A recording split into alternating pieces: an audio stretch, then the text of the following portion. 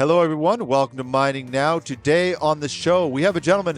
Him and I talked 6 months ago about a different event. It would have been remote. Now we get to do it in person, so I'm very excited. We've got Fabian Kohlmann. I'm not saying his name exactly right, but he says it's okay, so no one get mad at me. He is the managing director for Lithodat. We're going to learn a little bit about their company, expanding into the North American market, which is always exciting. It's an honor to have Mining Now be a part of that. Fabian, welcome to the show. Thanks for having me.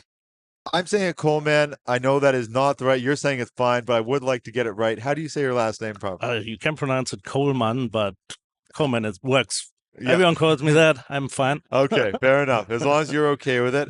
Tell me about Lithodat. Yeah, we are a Melbourne-based digital company. So we provide cloud data services. We try to make the life easier. You know, digitalization is a big thing everywhere. Yeah. And in Australia, within the mine tech company industry, we are a bit on the forefront of developing new technologies. So that's where we come in, and we help breaking silos. A lot of data is siloed, you know, different projects using sometimes the same type, but they have different IDs, different names. You end up with duplicates, and there's a lot of efficiency lost. So we provide a data platform, cloud hosted, where we standardize all the data. We bring all the data in together in one place and make it then easily usable for our clients. And it works. It's all sitting in a relational database in the back, and that makes it really easy accessible for the clients because we have an open API which they can connect to any other software they want. And I see. in. So we're not doing the interpretation, but we simplify and make the whole data handling more efficient. How did you get into that space? Oh, look, I worked many years in the oil and gas company industry back in the UK, and we started building big databases there for our big national and international oil companies. And they have the problem since years. And then we saw the need in the mining industry. They're usually technology-wise always a little bit behind the oil and gas. And that's why we thought, look, we offer that service now here. That's how we started Lithodat, to provide the industry with some solutions which make their life easier and more efficient. What can you paint a picture? Sometimes when we're talking about like technology or data collection or data distribution, it gets to be, it's hard to put it in real world scenario. So if they're not using Lithodat, what would be like, where's the gap? Where did you see it? Yeah, if you still look, you're still shocked seeing how many companies are still using Excel sheets, and that they're way to go for a lot of their data stuff. And then people start, they load their data in because we use spatial data, and then they put it in GIS systems, and then it's a combination then between GIS and between other softwares you have. So it's really you wrangling around your data, you're wrangling around your files. Yeah. So that's where we provide one solution, which is then one database, and you can put all kind of data in as long as we have a data model developed for it. And then that makes the whole workflow much easier for the clients to use. You find your data easier. Do you run into challenges where, well, it's the way we've always done it? Do you still run into that? Yeah, of course. A lot of people are still that, we have always done it that way. So there's a lot of convincing, and we need to build the trust. Yeah. So we have an advantage. We work a lot with government. So we have 80% of our clients are current, actually governments. We worked with Natural Resources Canada as well. Okay. So we help them modernizing their systems partly and helping them getting mining data, looking for new or available data, and increase their. Do you find people are over, in a way though, they're like almost overwhelmed because there's so many options out there? It's almost like the Excel spreadsheet becomes a safe place. Do you know what I mean? Yeah, and that's one thing, and it's then people are really driven by all the buzzwords out there. You know, it's big data, it's digital twin. Yeah. And then people start panicking, and it's you need to take a bit out the buzz and make it really show people how things work and how it's going to work for them. Exactly, because every client has a different solution, has different requirements which you need to fulfill. But the advantage of having the data standardized means they can then, whatever units or formats or lat long they want, it can be converted and streamed out using an API where you just map to the different needs of the clients. What does onboarding look like though? Like it's, and this is one of you, like I personally struggle with it because there's these great platforms out there. And obviously you've got the client book to show how effective you are, but what should the expectation be if you're coming into an organization and they're onboarding?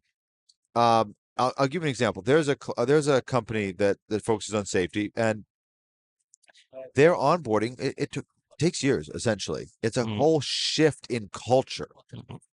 It's unbelievable the success they have, but it has to be real commitment from the company to do it. What is that onboarding process like if they're bringing on Lithodat? I mean, it's mainly first getting a group together of subject matter experts from them who really are familiar with the data types they have, then show them the advantages compared to the systems or how they use it, and then show how our data can still be used in their systems or their software they use and to process the data. And we have some meetings, we do online meetings, we go to the clients and bring the groups together and have workshops and get them up to speed. And once people know how to use it, they realize straight away it's much easier. Much easier. What would like a major onboard? How long would it take? Not really long. I think after a 1-day workshop, you should be able to use Oh, really? Okay. already quite good. Does it also depend on how well organized their spreadsheets are? Of course. Yeah. No. I mean, for us to bring the data in, that's a different story. But then to make people use the data, right, is a different way. You were mentioning to me there's a video that you've got. I don't think it's done at the time of this video, but I just kind of want to play it for the audience to sort of see it. But can you sort of walk us through some of what's going to be in it, sort of a visual of what people are so we show you some examples, some of the data we have here in Australia and in Canada, especially some geochemistry data where we can easily bring it on a map, can analyze it. We have dashboards on the fly, and then that data can be exported to IOGAS. But that's not our business. We provide just the data which they put in. So we show that we have dashboards because all the data is interactive. We can show 3D, so you have a bit understanding how your mine looks, or where your deposits are, or how accessible the area is you're going to explore. And we also will show some of the minting, as we PIDs is a big thing, persistent identifiers. So we are the only commercial entity who can mint IGSNs. That stands for International Generic Sample Numbers. So that means, any assay, any sample you take, you can mint a persistent identifier. Means that you create a digital twin, which then stays forever with that sample. But you can keep your naming and your numbering, but you have no more duplicates because that is a unique number which stays with every sample. Wow. What have you?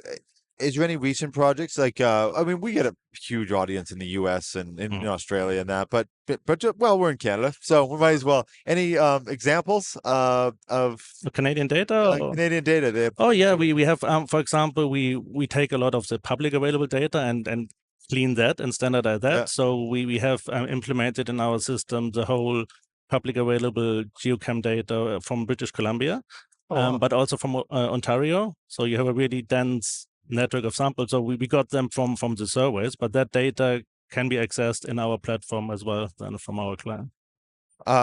What's the expansion look like into the US and Canadian market? Yeah, that's where we're on. As I said, we work with government here, but we have some keen interest already from some mid-size and junior mining companies in Canada.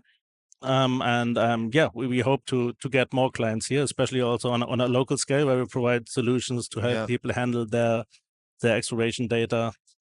What's the challenge for trying to get into a market like this?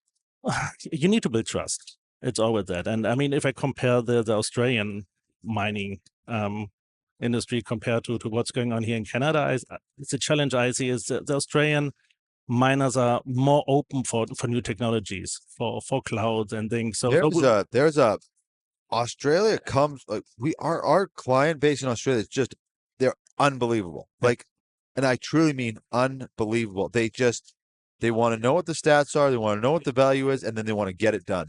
it's fantastic. We do an Australian mining tour. Our little company sends people over to do a tour of the mining world in Australia because it's just so fantastic. Where's that culture coming out of? It's just bring it here, please. No, there's a lot of innovation coming out here, but Canadians have a conservatism about them. We had someone on the show today. They went to say we're going to be number one, and they stopped. And they are going to be number one, but it's like almost not Canadian to say it. Where is that